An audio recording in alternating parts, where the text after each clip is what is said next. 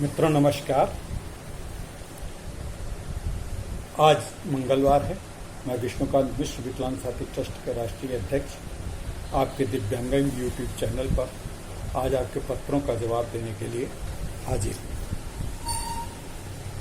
मित्रों, आज हमारे पास बहुत सारे ईमेल आए हैं, लेकिन उसमें से कुछ सेलेक्टेड ईमेल का जवाब हम दे रहे हैं। और मित्रों, आज हमारा पूरा वीडियो देखने की कृपा करिएगा, क्योंकि इसमें हो सकता है कुछ जवाब आपके मतलब के भी हों। कारण है कि कुछ बड़े महत्वपूर्ण जो प्रश्न पूछे गए हैं और उन प्रश्नों से हमें लगता है कि हमारे दिव्यांग श्रोता, दिव्यांग दर्शक काफ़ी जागरूक हैं और अच्छा रिस्पांस मिल रहा है हमारे इस यूट्यूब चैनल को। तो मैं आपको बताना चाहता हूं कि सबसे पहला पत्र मैं जो ईमेल ले रहा हूं, भागलपुर के अभिनंदन अग्रवाल लिखते हैं कि वो श्री अखिलेश सर का जो केंद्रीय दिव्यांग अधिनियम के विषय में जो जानकारी दी जाती है उससे वो बड़ा प्रसन्न है और उनको लगता है कि इस जानकारी को उनका देने का ये प्रयास बहुत ही उपयोगी है। और ज़्यादातर दिव्यांग लोग अधिनियम नहीं पढ़ पाते हैं और नहीं पढ़ सके हैं, उनके इस बताने से ज़्यादा उपयोगी दिखाई पड़ता है। अभी तक बहुत सारे नेट के ऊपर इस प्रकार के अधिनियम के विषय में जानकारियाँ उपलब्ध हैं, लेकिन मौखिक रूप से बताने का असर कुछ दूसरा होता है। धन्यवाद अभिनंदन जी, हमारा प्रयास सफल हुआ। अभी अखिलेश सर जी दिव्यांग विभाग के उच्च अधिकारी रहे, उनका बड़ा दिव्यांगों के प्रति सहृदय हैं और दिव्यांगों के प्रति बहुत अच्छा काम कर रहे हैं। दिव्यांगों के प्रति बड़ा स्नेह है उनका। दिव्यांग रिटायर होने के बाद भी दिव्यांगों के प्रति वो समर्पित होकर के काम करते हैं, बताते हैं। अध्ययन भी उनका बहुत है, तो इसलिए वो अभी और आगे बताएंगे। हर सप्ताह आपसे मिलते हैं, हर सप्ताह आपको बताते रहेंगे। अगला पत्र है श्रीमती शोभा दीक्षित का विजेता यूट्यूब के विषय में। दोस्तों, अभी भी बहुत पत्र आ रहे हैं, लगभग 10-12 पत्र हैं। उसमें तो सामान्यतः केवल अच्छा है, बहुत अच्छा किया, बहुत प्रेरक है, ये सब लिखा गया है। लेकिन कुछ पत्रों को मैंने लिया है जिनमें विजेता देख करके उस पर कुछ सवाल पूछे गए हैं। विजेता यूट्यूब में दिखाई गई अशोक जी की तरह हमें कैसे नौकरी मिल सकती है। अशोक जी को नौकरी जैसे मिली उस प्रकार से कैसे नौकरी मिल सकती है। शोभा जी, आपने शायद वीडियो पूरा मन से नहीं देखा है।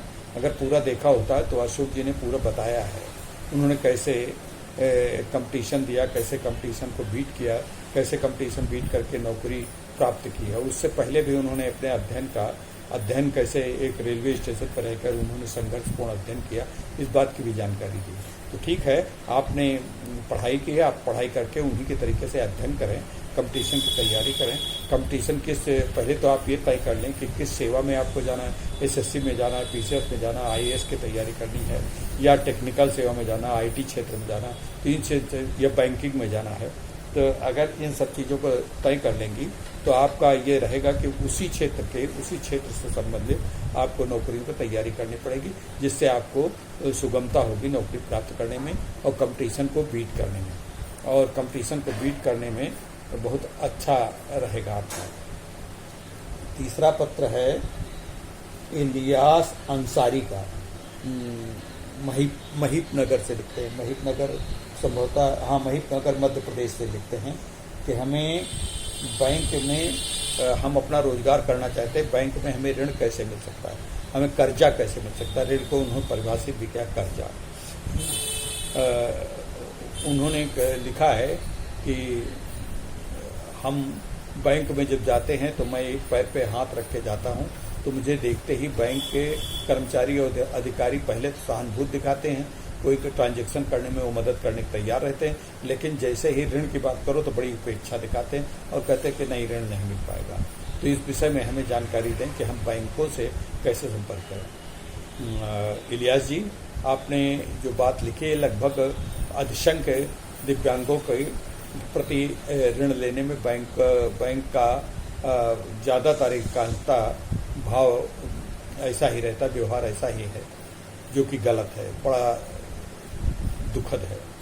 मैंने कई बैंक अधिकारियों से, अभी 2 लोगों को ऋण मिला भी है, 5-5 लाख लोगों का ऋण लिया है और उसमें उन्होंने अपना रोजगार भी शुरू कर दिया है। आप भी लीजिए, अगर आपका बैंक का अधिकारी नहीं मिलते, पहले सीधे औपचारिक रूप से बिना बड़ी विनम्रतापूर्वक आप जाइए कि मैं इस विषय बात करता हूँ, और उसके बात करने के आप अपना मोबाइल पूरा ऑन कर लीजिए, उनकी बात को रिकॉर्ड करिए और उनसे कहिए कि मैं विनम्रतापूर्वक बताना चाहता हूँ, मेरी क्वालिफिकेशन ये है, मेरी दुकानें ऐसे हैं। हाँ, आपको उनके मापदंडों पर खरा उतरना पड़ेगा। मापदंड अगर उनके नहीं सीधे हैं तो उनका हमसे आप बताइए, हम उनका आपको निराकरण बताएंगे कैसे करना है, किस प्रकार से करना। मापदंड का मतलब ये कि आपके दुकान है, साथ का एक जगह होनी चाहिए, आपका एक ब्लूप्रिंट तैयार होना चाहिए, कैसे करेंगे, आपकी प्रोजेक्ट रिपोर्ट तैयार होनी चाहिए। प्रोजेक्ट रिपोर्ट के तैयार करने के साथ साथ आपके पास इस बात का पूंजी लगाने के लिए, और आप कम से कम 30% पूंजी लगाने के लिए आपके पास क्या संसाधन है, इस बात की तैयारी, ये सब चीज़ें तैयारी होनी चाहिए। आपका पैन नंबर होना चाहिए, 18 साल की उम्र ज़्यादा होनी चाहिए। आपके 2 लोग मतलब जमानत लेने के तैयार हैं, वैसे जमानत का है नहीं अभी है, लेकिन लेते हैं तो ठीक है, 2 आदमी लेने के तैयार हैं। तो चूँकि बैंक, अगर हम बैंक होते तो हम भी पूंजी देते हैं, तो पूंजी जब ऋण देते हैं तो हमें वापस तो मिलना चाहिए।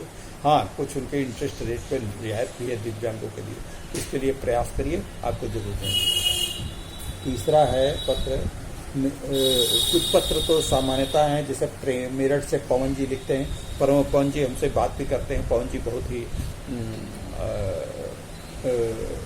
सजग और बहुत ही सक्रिय कार्यकर्ता है मेरठ से पवन जी। इसके अलावा रामपुर से सीमा जी लिखती हैं, गोरखपुर से अलका कटियार हैं, और अलका कटियार और गोरखपुर से सीमा जी, ये दोनों लिख रही हैं कि अगर हमारा विवाह तय हो चुका है और विवाह तय होने के बाद हम भी दिव्यांग हैं, दोनों लोगों ने लिखा, करीब करीब उनकी भाषा अलग अलग है लेकिन उनका आशय एक ही है। दोनों ने लिखा है कि अगर हम दिव्यांग हैं, हमारे पति, एक ने लिखा कि हमारे पति दिव्यांग है, दूसरे ने लिखा कि हमारे पति दिव्यांग नहीं, उनसे शादी करना चाहते हैं और इन दोनों की दिव्यांगता 50% से अधिक है, तो इनको कैसे ऋण मिलेगा, कैसे विवाह अनुदान मिलेगा। जी हाँ, उत्तर प्रदेश से हैं आप दोनों लोग। उत्तर प्रदेश में आपके एक व्यक्ति के ऊपर 20,000 से लेकर के 45,000 तक अनुदान मिलने की सहायता है। आप पहले अपने संबंधित दिव्यांग विकलांग अधिकारी से मिलें और उनको अपने विवाह की पूरी प्रक्रिया बताएं, और पूरी प्रक्रिया बताने के बाद निमंत्रण पत्र, दोनों के आधार कार्ड, दोनों के पता लगा करके निमंत्रण पत्र के साथ एक निर्धारित आवेदन पत्र पर या तो ऑनलाइन जमा कर दें या वहाँ दिव्यांग विभाग, जिला दिव्यांग कार्यालय जा करके अपना वो करें। निश्चित रूप से आपको ऋण मिलेगा। उत्तर प्रदेश में बड़ी उदारता है और बड़ी सजगता है। ऋण नहीं, यह अनुदान मिलेगा, सॉरी ऋण में कह गया, अनुदान मिलेगा। ठीक है, आप प्रोसीड करें हैं, और मेरी शुभकामनाएं, आप लोग जरूर शादी करें। अगला पत्र है मिर्जापुर से रोहिताश कुमार ने मेल भेज कर पूछा है कि क्या विधान, हाँ, ये बड़ा महत्वपूर्ण प्रश्न है। रोहिताश कुमार जी ने पूछा है कि क्या विधानसभा, लोकसभा और स्थानीय निकाय के चुनाव में दिव्यांगों का कोई प्रतिशत निर्धारित है या निर्धारित होने वाला है। रोहिताश जी, बहुत से संगठन दिव्यांगों के चुनाव के लिए भारत सरकार से और विभिन्न सरकारों से जोर लगा करके इस मांग करते रहे, लेकिन अभी तक ऐसा कुछ नहीं है। दिव्यांगों के लिए कोई प्रतिशत निर्धारित नहीं है। हाँ, दिव्यांगों के लिए कोई बार भी नहीं है, कोई मनाही नहीं है, कोई उनके लिए प्रतिबंध नहीं है कि वो चुनाव लड़ सकते हैं। वो चुनाव लड़ सकते हैं अगर और ये दूसरी आराधनाएं पूरी करते हैं। रोहिताश जी, एक मेरा परामर्श है, विनम्र परामर्श है, इसे अन्यथा नहीं लीजिएगा। दिव्यांगों को चुनाव लड़ने में अगर जब तक कोई राजनीतिक दल से वो नहीं खड़े होते हैं, किसी भी राजनीतिक दल से, तब तक अकेले दिव्यांग का किसी दिव्यांग दल के द्वारा लड़ना थोड़ा कठिन है और बड़ा उसमें खर्चा होता है। अनावश्यक रूप से अपनी पूंजी को इस प्रकार से आवेग में आकर के अपव्यय न करें। हाँ, हम लोग, हमारी विकलांग साथी ट्रस्ट की ये मांग है कि जल्दी से जल्दी विधान परिषद और राज्यसभाओं के तरीके से विकलांगों का एक कोटा फिक्स किया जाए और वहाँ पे उनको एक निश्चित सीटों में उनको दिया जाए। और इसके बाद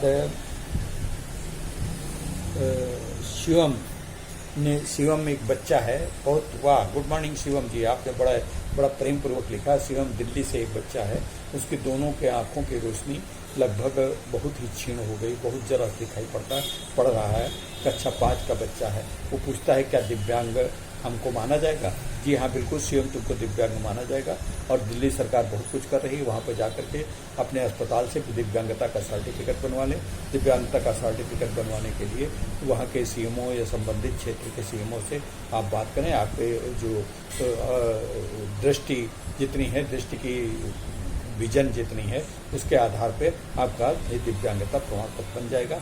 और बेटा, ये दिव्यांग होकर के कभी निराश न होना, बहुत आगे बढ़ने का, बहुत अभी काम करना है, बहुत पढ़ाई करना है और बहुत आगे अपने अंदर संकल्प शक्ति है। तो मित्रों, ये था आज का हमारा पत्राचार। पत्र और बहुत हैं, लेकिन इतने पत्र महत्वपूर्ण दिए हैं। और बहुत सारे पत्रों को जो मित्र हमारे पास पत्र भेज रहे हैं, उनका मैं बहुत आभारी हूँ, बहुत धन्यवाद देता हूँ।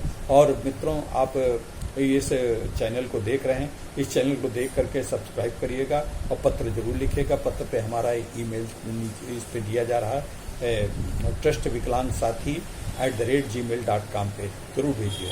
और इसको सब्सक्राइब, लाइक और बेल आइकन जरूर बजाइए ताकि आपके पास नोटिफिकेशन आते हैं।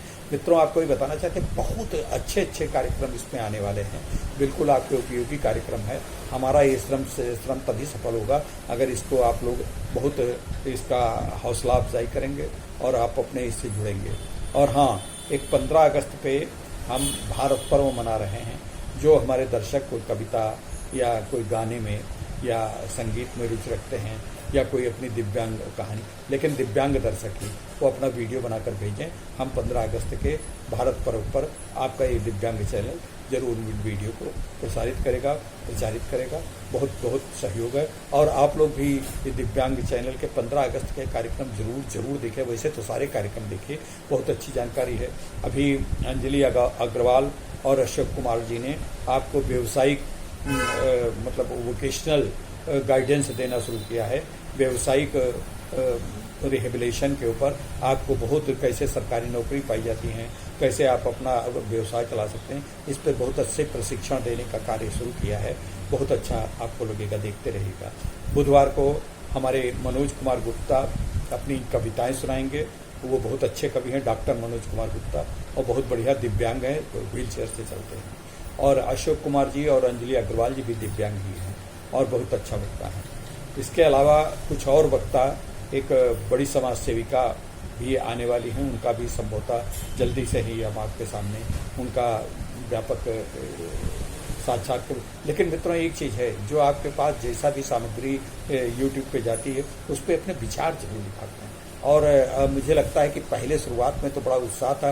इस बार, पिछली बार तो हमारे पास 140 ईमेल आए थे, इस बार तो केवल 14-15 ईमेल आए हैं। तो मुझे थोड़ा सा निराशा हुई कि आपके ईमेल पा करके। ईमेल आप जरूर भेजिए। एक बार फिर ट्रस्ट विकलांग साथी @gmail.com। धन्यवाद, नमस्कार। आपको ये अगला समय बहुत ही शुभ हो, मंगलमय हो। बहुत बहुत आभार।